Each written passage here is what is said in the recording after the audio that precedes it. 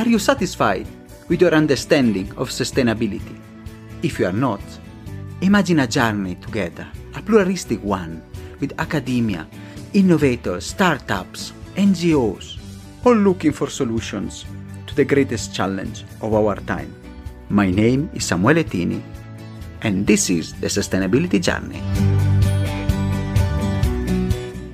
Welcome to a new episode. Today we are going in Nigeria, to Lagos, where we will meet an energy and sustainability expert, somebody who has a vast experience in emerging market and who is driving the transformation here in our continent, where we are proudly based. So I'm really want to welcome with us, and I hope I pronounce it properly, Oghosa Erhahon. Erhahon, I hope the pronounce is a bit difficult, but Oghosa, it's a pleasure having you here today. Thank you so much, Samuel. No, the presentation is a good touch. Thank you so much for having me. It's a pleasure to be on the show today. Before we start, our usual question, who is Oghosa? So you are a prominent figure in sustainability energy. So can you walk through your personal journey? Yes, I would love to. Who is Oghosa? Well, she's a Nigerian born and bred, and she currently lives in Lagos. I actually have a background in law. So my first almost 3 degrees were in law. So I was on the journey to becoming a barrister, which is great when I think about it now.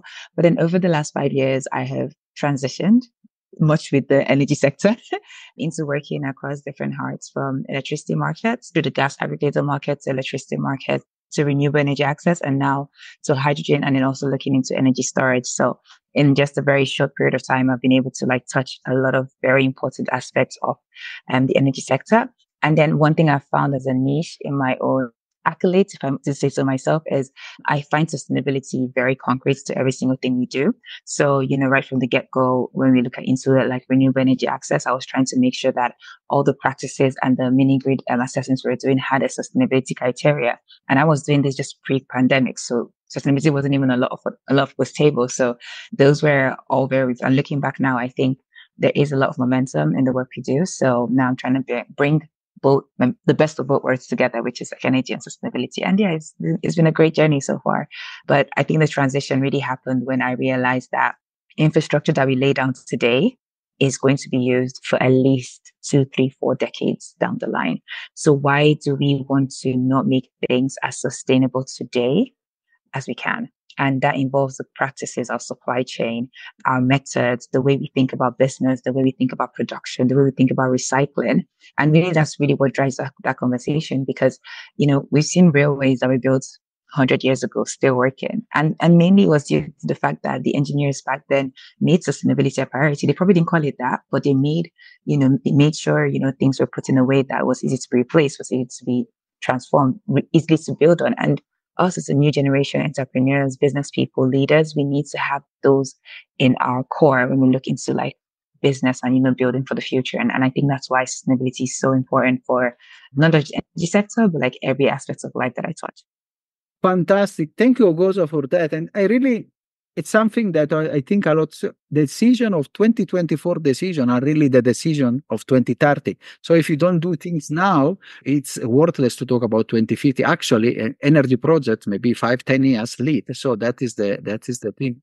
Talking about energy transformation, especially you're coming from what is called Global South. I like to call it the emerging and the new continent. Everybody says the African century, and it's our century. So, and much of your work focus on this area. So how do you see our region role in this energy transition, notwithstanding the challenges and the problem that we still face? But of course, they can also be turned into opportunities. That's a really great question. So as you know, the continent suffers from a major deficit when it comes to electricity access. And this is something that, generations before us have had to deal with. And sadly, I think the generations upcoming as well would have to deal with.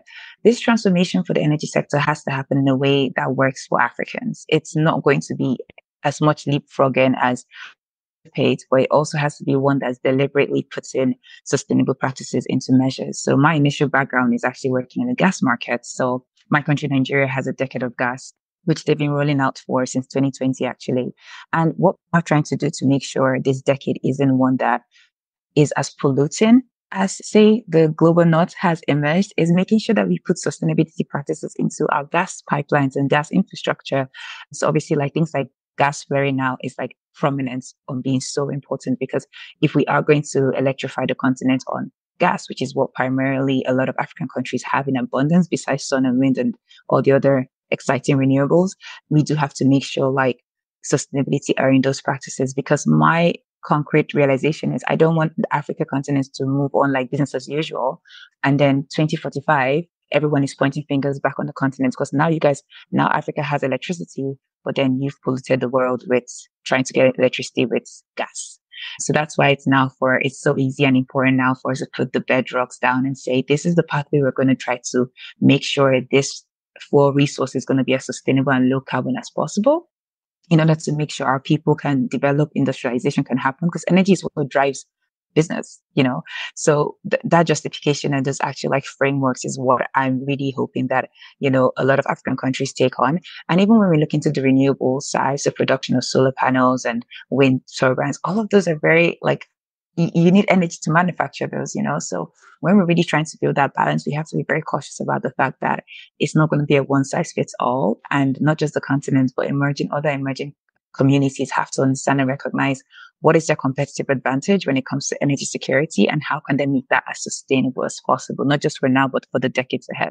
And it's really, really important, especially the energy deficit is something that we really need to drive industrialization and really also respond to the demand, especially of the younger generation for decent jobs on the continent and really to drive what is development. Also stop this migration that is on the news, but also creating a future that is here.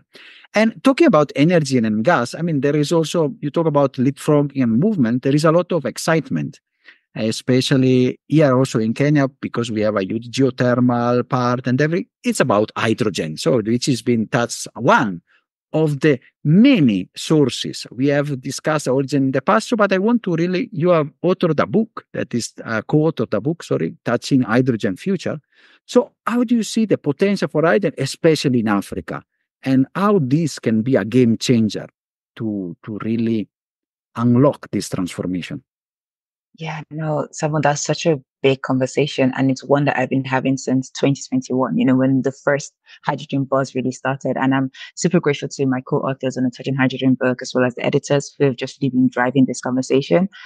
Africa is a very interesting continent. I think, like you've mentioned, it's the African century, right? So there's all this buzz, attention, coming to the continent. And when you're in the limelight, sometimes you panic, make mistakes, you get distracted. There's so much can happen when there's so much pressure on you. But I think the hydrogen market does give a new imperative to define who the African leaders or who the hydrogen leaders are going to be in the future.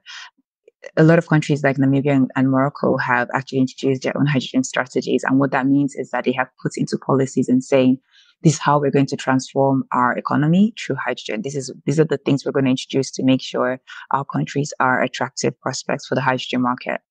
Now, that doesn't come to say that there aren't challenges, because countries like Namibia, I think they have over 300 days of sunshine or something. So they're prominently, able to produce green hydrogen. Now, but on the swap side is that you can't produce hydrogen without the technology, the electrolyzers. So now we need to start looking at supply chain for actually producing the solar panels, the battery systems, the electrolyzers. And I think even the bigger conversation of like hydrogen markets, we actually need to go back. And I think you've mentioned the supply chain issue before. Have to go back to supply chain and think, okay, what are the pathways that African countries can actually play in this? Beyond manufacturing or producing hydrogen, what other aspects of the supply chain can we actually tap into? And I think countries like South Africa have actually been very much spearheading this conversation. I think they have a hydrogen center where they are actually training engineers and technical skills towards like supporting the hydrogen market already. So not just giving us big numbers and big figures. We need to be looking at the skills.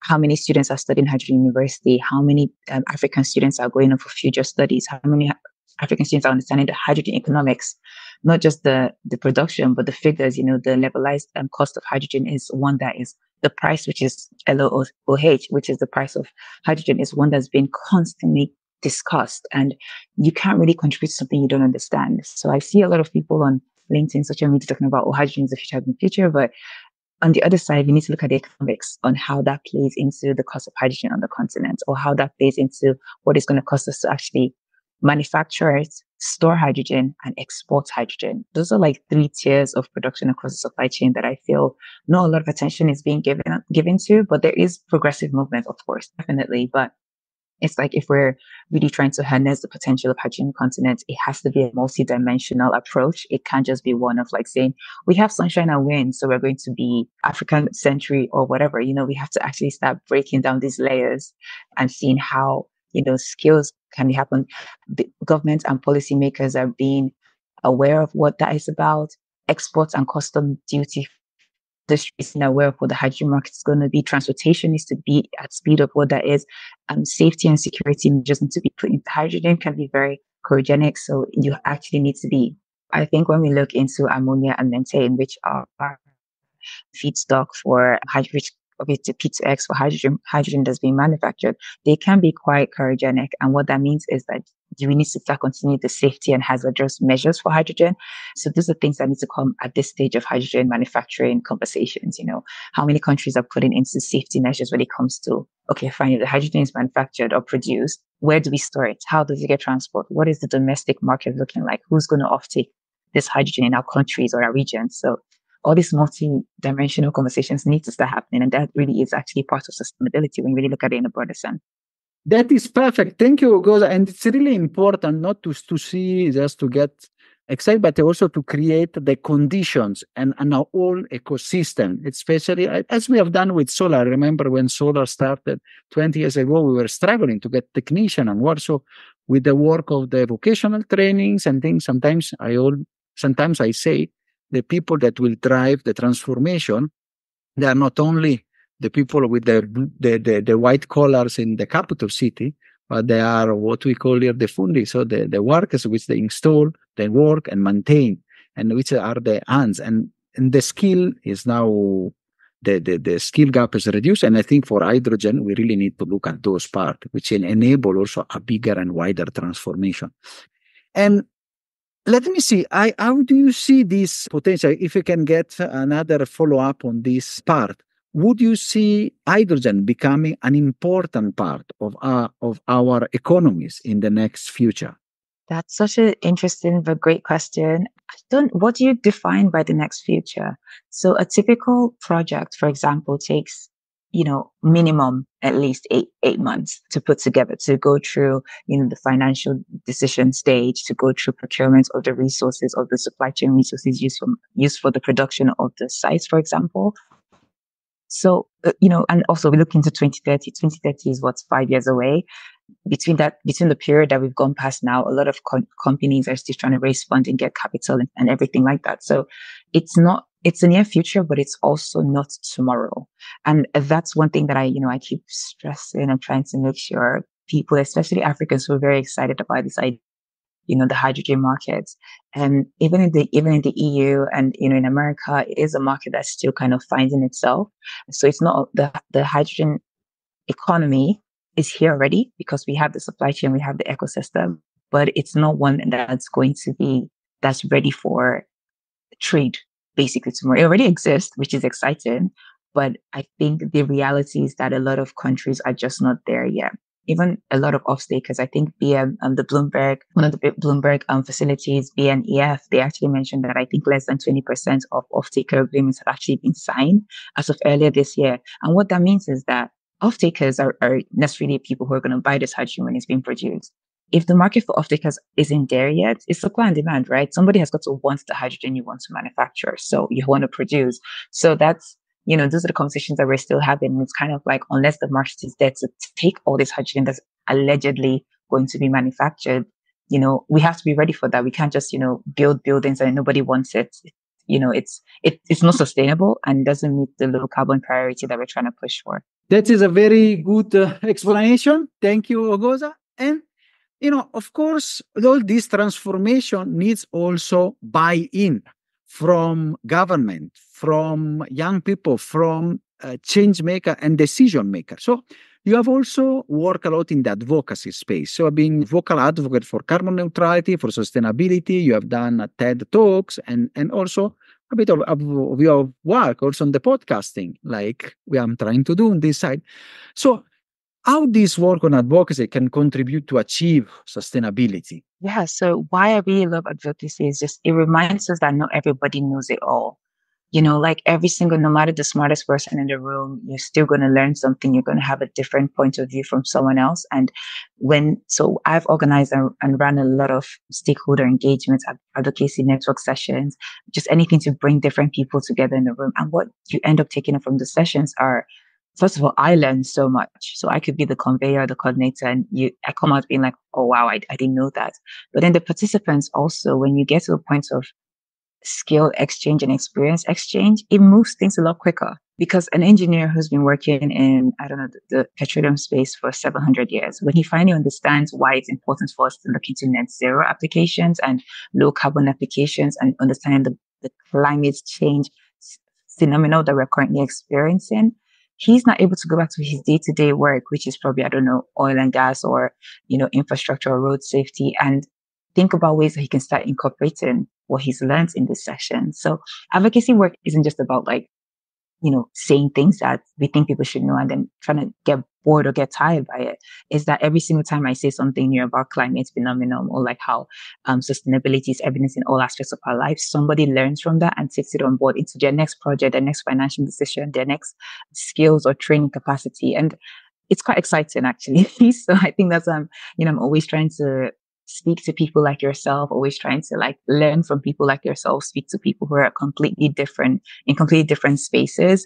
I was in Ghana a few weeks ago and I met up with some colleagues who actually work on water. They work, in the water development space. And I just, it was just like we were sitting down and these are all things that you think about, but it was just all just new conversations, the process of desalination for hydrogen processes, the water stress that's currently happening in a lot of West African countries at the moment due to the drought and the changing climate. And, you know, that knowledge that I now have, I would never have gotten if I wasn't open to, I don't know, speaking to a bunch of water professionals in an afternoon in Accra. So yeah, I am enjoying advocacy and I do think that there is a lot more that needs to be done in order to like push this out. So yeah, we have the podcast as well, the Global Tales of Carbon Transitions, and that's available on all the different platforms too. And then likewise yours. So it's just like just talking to people, learning from people, and hopefully using that one step at a time to transform the world. Thank you so much. Well, it's really important. This conversation and these discussions that we have together and the sharing, the creation of network of like-minded people can really drive change, especially here in our region. And one big driver of change is, of course, the young generation. In recent months, we have seen in many African countries that the younger generation are becoming very vocal, using social media, discussing, asking, and demanding for change. How these demands that for change and transparency and work align with the broader sustainability goals? What is your take on this?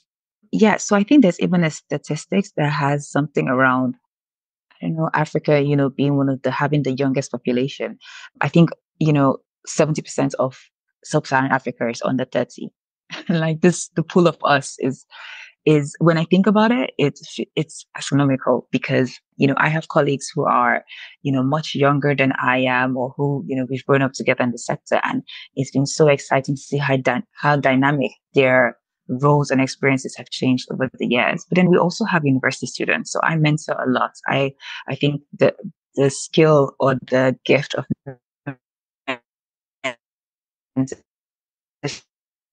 but what mentoring really does is it allows you to really hear the woes and the concerns of like the younger generation in quote. And I think at the end of the day, like the African continent is going to have so many young people who are going to grow up to look for jobs. They're going to look for opportunities. And I think we briefly touched on the migrating conversation. So in Nigeria, we call it the Japa syndrome. And it's really where a lot of people are leaving the continent to look for new opportunities or better opportunities, if you like. But if African governments or the African ecosystem is able to demonstrate that there are going to be opportunities on the continent by making sure educational curriculums are updated as soon as possible. There's some universities that I've been into contact with and their energy or engineering courses haven't been changed in more than a decade, which is scary when you think about it, because what are you really teaching the young generation of the future when you haven't updated your syllabus in heavens know when. Those are issues. Extracurricular activities are necessary, especially, in the moments where a lot of people are, concerned about like how do they get more skills. A lot of people can't pay for the big, executive courses just yet because again, these are young people. So those kind of avenues for capacity training from not just universities, governments, people like yourself, Sam, or people like me, it's a really good opportunity to keep the young generation engaged around not just how climate change affects their future, but to keep them excited about what could potentially come. Yeah, and I think this is even, I think the SDG goals actually does encompass kind of like a lot of these skills and young people and trying to make sure there's a lot of partnership that happens around that too. So the SDG goals have been quite important in guiding a lot of young people to find a piece of the world that they can fit into. So yeah, I try my best. And I know, Samuel, you do too, just to make sure, I make myself available online or LinkedIn email as much as I can anyway to provide some guidance. And I'm not the only person who can do it. So I encourage my own colleagues and my friends to, hey, can you mentor this person or can you get on the phone with this person? Yeah, because you never know where you're going to learn from anyone. I learn things from, yeah, everybody all the time. And it's really an important part. And it's really to enable also unlock this transformation, we need also businesses to get along and really embrace also the transformation, notwithstanding the problem that we have. And so which steps do you think that, since you are a globetrotter in our continent, in the world, and you meet many of them, so what step the business, I was saying, in Africa needs to do to align the operation and the work to the sustainability goal that you mentioned? So, and from your experience, I would love, if you can share some examples that you have met, and then you can see that these are examples of businesses that have been really successful transition towards sustainability, and those are maybe the factors that enable them to do that. Yeah, so I'm now, working more with the private sector.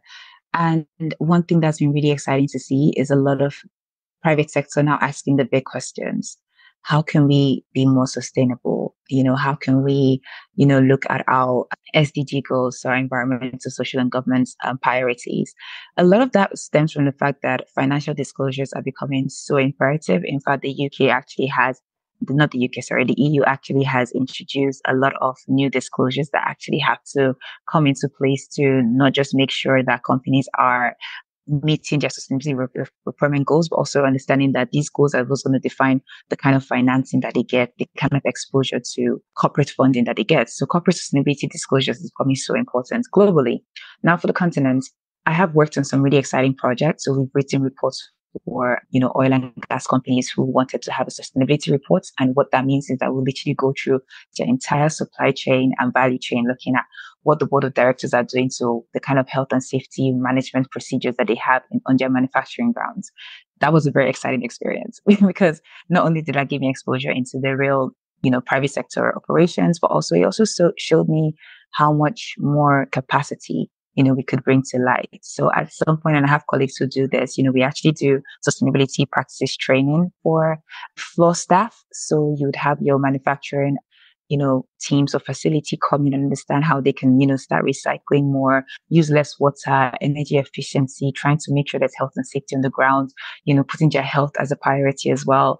And it's been a really exciting journey. So I am seeing more companies funding these kind of, so they're not cutting to their process. They're actually finding funding or financing applications to encourage sustainability trainings across supply chain, if you like. Another thing that I feel is driving a lot of African businesses, and I'm just going to be very particular to the continent, is the fact that it's becoming competitive. Now, when a new client sees that business has a sustainability report or is, putting out sustainable practices, and if I have money to invest in a business and there's one who is and one who isn't, naturally I'm going to go to the one who is, because I feel they've been intentional about trying to make sure their business can withstand a lot of the climate or sustainability risks that may come this way. And I think that's so it's a drive for competitiveness at the moment, which is quite interesting to see.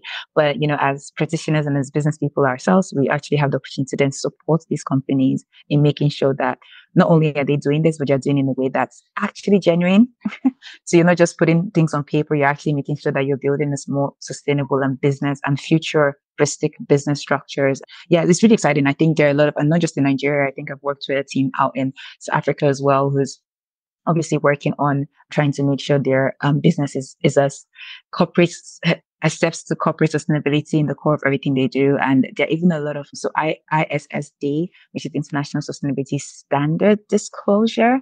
They're obviously trying to make sure more African countries, International Sustainability Standard Board rather, they're trying to make sure more African countries are part of this conversation. And I think that's where there's regulations and governments come into play here as well, because it's like, if there are national regulations that enforce sustainability in the corporate and private sector, then, it's going to trickle down and you're going to see more companies who are like, okay, we have to do this for ourselves, but we also have to do this because the government mandates it. And I think that's really important for, just growth across the continent in this No, regard. it's really important.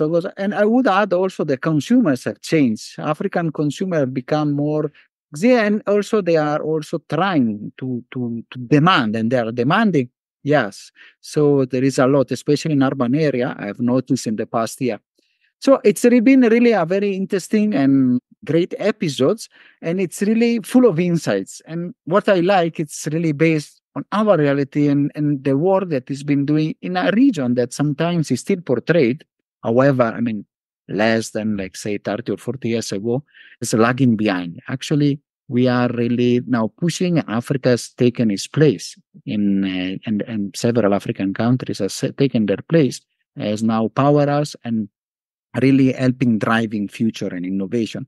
So I want to ask you, do you have a final message that you want to give as you as a change maker to those that are looking to make a positive impact in transition and sustainability, and especially based on our reality for our young people here in our countries? So I will start with the impact for energy transition. Over the last few years, I've worked across different technologies, different sectors, different countries, which has been an exciting experience. There has to be more understanding to diversity of technologies for a low carbon future. And what I mean by that is, it's never going to be one size fits all. It's never going to be an instance of, Kenya being able to scale in mobility. And then that means, I don't know, Sierra Leone must. But what I think is that a lot of countries have to look at their need assessments and see what their country actually requires and what they can afford to develop. Looking into the future, I think it's important that there has to be more diversity in technology. And I think one strong example that I am now using is looking at flexibility and energy assessment needs, whereby a country really looks like it has a forecast of what their energy needs are going to be in, I don't know, 10, 20 years, and then walks backwards from that and says, okay, this is what we're going to need for energy in the next, right? Our population increases, all these things are happening. So this is the energy we're going to need. What technologies do we have right now that can speed up to meet those targets? So I think more African countries need to look into their assessment needs for not just electricity markets, but also energy use, looking into industrialization and other heavy industry sectors. And yes, I think that my own key takeaway in energy transition is just to encourage diversity in our procurements, diversity in our energy transition use, diversity in the way we approach low carbon situations. I said this earlier, the energy transition is never going to be a one size fits all. Different countries are going to have different strengths. But as long as we ensure that the energy transition is meeting international standards, it's low carbon, is leaving no one behind, it's as just as possible, then I think, each country will have some celebrate, when they get to their, I don't know, net zero goals or whatever have you. Yeah. And I think, to your next question regarding, the younger generation, I said this on LinkedIn, I think a few days ago, and I was just kind of like, just start doing things. I meet young people and they're like, oh, I don't know what to do. I have this, I have that. I'm like, just pick one and start. Like, just, you start doing something and you realize you like it and you keep doing it, or you realize you don't like it and you find something else. You would never really build momentum in your career or in your sustainability journey if you don't just begin. I started a podcast in March. I had no clue in podcasting. I didn't even know if I loved the idea of it. I mean, I'm still figuring that part out, but it's like I just started doing things, and same thing as a career. So it's a very scary world out there, especially when you think about how competitive opportunities are. And, we're talking about this earlier, like everybody wants to do so many things, but you just just start. And just, if you like it, you'd like it. If you don't like it, you stop, you try something else. But yeah, that would be like my final message for, people trying to make a positive impact. Fantastic. It's really an important message. And we are trying to do also our bits, trying to work, trying to give voice to change maker like you in this podcast and others, and try to showcase the transformation that is around. Also, I mean, not to be shy to expose the challenges, but also spotting the lights on the great opportunities. So I'm really pleased. It's been a pleasure and honor having you on the podcast. Thank you so much, Oghosa. Thank you so much, Sam. It's been a pleasure being on your podcast too. Are you satisfied after this wonderful episode? Let's continue together our sustainability journey.